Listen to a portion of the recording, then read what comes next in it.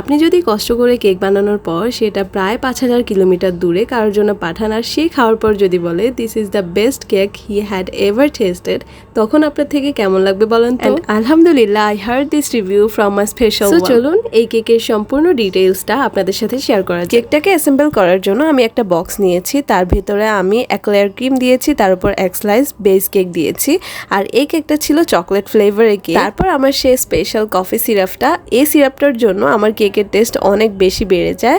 এরপর আমি একটা মোটা লেয়ারের গানাশ দিয়েছি, এই গানাশটার জন্য চকলেট কেক খেতে অনেক বেশি ভালো লাগে। যারা কোনো বড় কেক অর্ডার করার সাহস পাচ্ছেন না বা করতে চাচ্ছেন না, শুধু টেস্ট করতে চাচ্ছেন, সেক্ষেত্রে এই কেকটা বেস্ট অপশন হতে পারে। আর এই কেকগুলোর ওজন ছিল 1 লিটার। এগুলো বক্সে একসাথেই সেট করে দেওয়া হয়, যেহেতু কেক ডেকোরেশন করে সেটা অন্য জায়গায় পাঠানো একটু টাফ হয়ে যায়, সেজন্য এভাবে অ্যাসেম্বল করে পাঠালে সেটা চামচ দিয়ে কেটে খাওয়া যায়। ফার্স্ট একটা লেয়ার দিয়ে সুগার সিরাপ আর চকলেট গানাশ দেওয়ার পর আমি চকলেট ক্রিমটা দিয়ে দিচ্ছি, আর এই ক্রিমে আমি চকলেট গানাশ, কোকো পাউডার, দেন একটু চকলেট ইমালশন ইউজ করি, যার জন্য খেতে অনেক বেশি ভালো লাগে। প্রত্যেকটা লেয়ার দিয়ে অ্যাসেম্বল করে দেন আমি ফাইনাল ফিনিশিংটাও দিয়ে দিই। ব্যস্ততার জন্য এখন আর সচরাচর ভিডিও দেওয়া হয় না, আর এই ভিডিওটা যদি আপনাদের কাছে ভালো লাগে অবশ্যই আমার পেজটা ফলো করে দিবেন। তাছাড়া এই কেকগুলো যদি আপনাদের টেস্ট করার ইচ্ছা হয় অবশ্যই ইনবক্স করে ফেলবেন। Now this is the final look. If you like this cake please let me know in the comment section. By.